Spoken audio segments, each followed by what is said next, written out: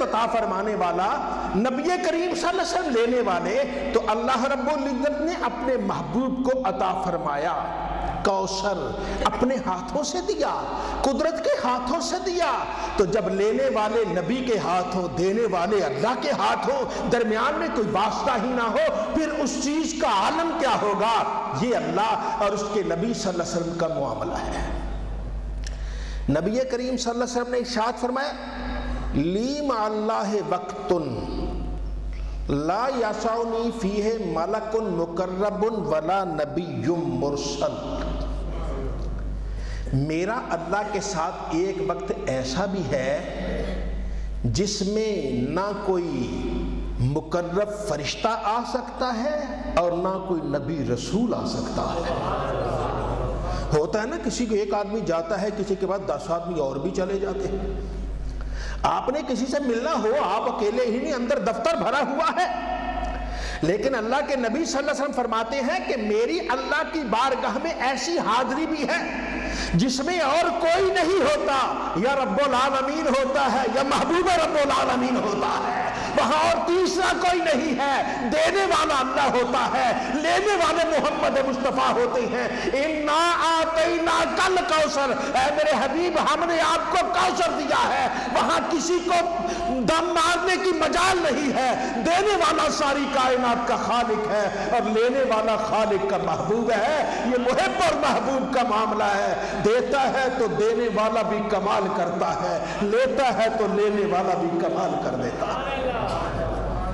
اور پھر نبی عربی صلی اللہ علیہ وآلہ وسلم نے یہاں تک ارشاد فرمایا انما انا قاسم واللہ یؤتی، میں تو بانٹتا ہوں، دینے والا اللہ، میں تو بانٹتا ہوں، دینے والا اللہ۔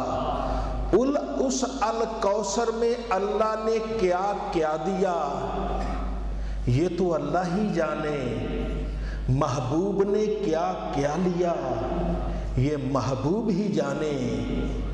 اس وقت سے لے کر اب تک بلکہ قیامت تک اللہ کے نبی لوٹا رہے ہیں، دے رہے ہیں، جھولیاں بھری جا رہی ہیں، لیکن خزانہ خدا میں کمی نہیں، مصطفیٰ کے ہاتھوں میں بھی کمی نہیں۔ اللہ کے خزانوں میں کیسے کمی ہو؟ نبی کریم صلی اللہ علیہ وسلم کے دست اقدس میں کیسے کمی ہو؟ وہ تو دیتے ہیں، وہ تو سخی ہیں، بھر بھر کے دیتے ہیں، جھولیاں بھر بھر کے دیتے ہیں۔ ایمان والے تو لینے والا ہو تو صحیح، نبی کریم صلی اللہ علیہ وسلم کی عطا میں کوئی کمی نہیں۔ الکوثر میں کیا دیا؟ صرف حوض کوثر ہی نہیں، یہ وقت کم ہے پھر کبھی صحیح۔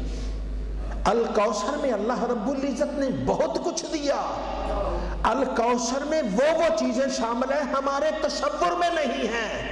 تو اللہ دینے والا، نبی کریم صلی اللہ علیہ وسلم بانٹنے والے ہیں، اس کے خزانے میں کیا کمی ہوگی، نبی کے بانٹنے میں کیا کمی ہوگی، وہ تو سخی ہے، لینے والوں کی ہی جھولی چھوٹی ہو جاتی ہے، نبی تو کرم کرتے ہی چلے جاتے ہیں۔ آپ نے جانا ایک تذکرہ مشہور آپ کو سناتا ہوں، علامہ بصیری رحمت اللہ تعالی نے،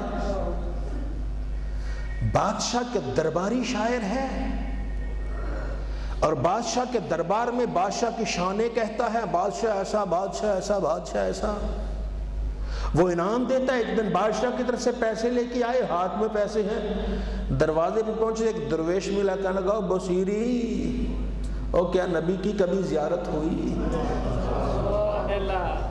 ہے؟ میں بادشاہ کا درباری، میرے زیارت؟ چھکے چھوٹ گئے، پاؤں تلے سے زمین نکل گئی، حیران و پریشان، دماغ نے ساتھ چھوڑ دیا، یہ کیا کہہ گیا؟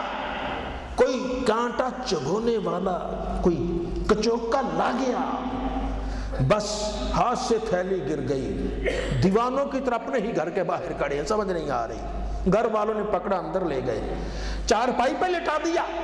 چارپائی پہ لٹایا، وہ ایسا ہی منظر دیکھتے ہیں کہ چارپائی پہ لٹا، تارے دیکھتے دیکھتے رات گزر رہی ہے، رات کے آخری پہر میں آنکھیں بند ہوتی ہیں، آنکھیں کیا بند ہوتی ہیں، جلوہ مصطفیٰ نظر آ جاتا ہے۔ کہاں بادشاہ کا درباری، ایک کسی نے کچوکا لگایا، سچی محبت آئی، اسی رات کرم ہو گیا۔ وہ ہمارے پاس وہ اخلاص نہیں، وہ تو دینے کے لیے بے تاب ہے، ہم نے ہی برتن الٹا کر دیا ہے۔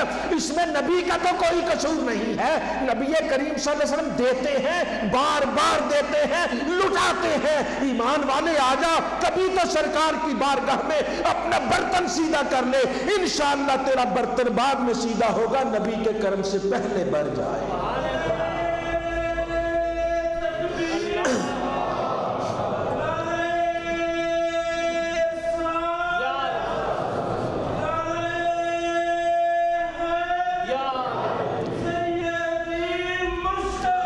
نبی عربی صلی اللہ علیہ وسلم آپ دیتے ہیں تو بے حد و بے حساب دیتے ہیں۔ پھر انہوں نے بادشاہ کا دربار چھوڑ دیا، بادشاہ سے تعلقات ختم ہو گئے۔ جس کے نبی سے تعلقات ہو جائیں اس کے بادشاہ سے تعلقات کی کیا ضرورت ہے؟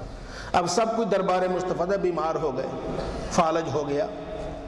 یہ بیماری کسی کے نیک اور بد ہونے کی علامت نہیں، بس اللہ جسے چاہے کر دیتا ہے۔ بہرحال وہ بیمار ہو گئے۔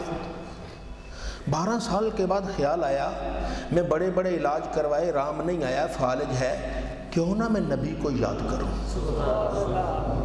رات ایک نعت لکھی، لمبی نعت ہے، اسے قصیدہ بردہ کہتے ہیں، بڑا مشہور ہے دنیا میں، اب بھی مشہور ہے۔ اب وہ قصیدہ بردہ لکھا، رات سو گئے، اچانک کوئی آنے والا ہے، کہنے لگا بصیری اٹھو، نبی تیری تیمارداری کے لیے آ رہے ہیں۔ وہ کتنی قسمتوں والا امتی ہے جس کی تیمارداری کے لیے خود نبی کریم صلی اللہ علیہ وسلم تشریف لاتے ہیں۔ اب آئے، سرکار سرہانے بیٹھ گئے، فرماتے بصیری نعت سناؤ۔ وہ نعت سناتے ہیں، بعض شعر تو ایسے آئے سرکار، وہ کہتے ہیں نبی کریم صلی اللہ علیہ وسلم ان اشعار کو سن کر یوں جھوم رہے تھے جیسے پھلوں سے لدی ٹہنی ہوا چلتے وقت جھومتی ہے۔ لفظ ایسے، پھلوں سے لدی ٹہنی ہوا چلے تو جھومتی، ایسے ایسے سرکار جھوم رہے تھے ان کو سن کر۔ ایک شعر آیا سرکار دو عالم صلی اللہ علیہ وسلم نے اسے مکمل بھی کر دیا۔ بہرحال جب جانے لگے تو نبی کریم صلی اللہ علیہ وسلم نے ایک چادر دے دی، بصیری تیرے لیے تحفہ ہے۔ اور ایک شعر آیا کہ کتنے ہی ایسے بیمار ہیں جن پہ یا رسول اللہ آپ کا ہاتھ لگا ہے تو بیمار ٹھیک ہو گئے۔ اتنا کہنا تھا، سرکار نے یوں ہاتھ لگایا، فالج کی بیماری ختم۔ اور اس وقت وہ سرکار چادر دے کے چلے گئے، اٹھے تو دیکھ کے حیران ہو گئے، نبی کی چادر ان کے اوپر موجود ہے۔ آج تو میں مسجد جاؤں گا، فجر کی نماز پڑھوں گا، مسجد جا کے ہی سب کچھ کروں گا۔ وہ غسل شسل کر کے اپنا تیار ہو کے، اب تو فالج ختم ہے، نکل لگے، دروازے پہ دستک ہو گئی، صبح ہی اذانوں سے پہلے۔ میرے دروازے پہ کون کسی، اب 12 سال تک تو کسی نے دروازہ کھٹکھٹایا نہیں، اب کون آ گیا؟ لیکن پھر دوبارہ تیسری مرتبہ دستک ہوئی، میرا ہی دروازہ کھولا، ایک سفید داڑھی والا بزرگ آگے کھڑا، بصیری نعت لینے ہیں، صبح ہی نعت لینے۔ ہاں، کون سی نعت؟ میں نے بڑی نعتیں لکھی ہیں، وہ نعت جس کا پہلا شعر ہے، امین تذکر جیران بزی سلمی مزجت دمان جرا من مقلت بیدمی مولا یصلی وسلم دائما ابدا علی حبیبک خیر الخلق کلہم۔ یہ مجھے دو۔ یہ تجھے کیسے پتا چلا؟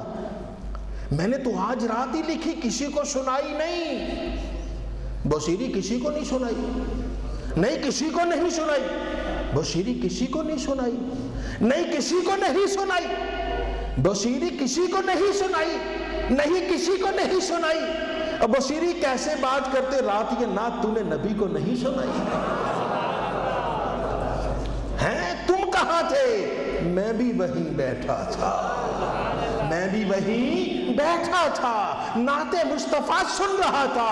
آؤ نبی کو یاد کر لو، جو نبی کریم صلی اللہ علیہ وسلم کو یاد کرتا ہے مدینے والا خود کرم کر دیتا ہے۔ اللہ ہم سب کو نبی کریم کے کرم سے مالا مال فرمائے۔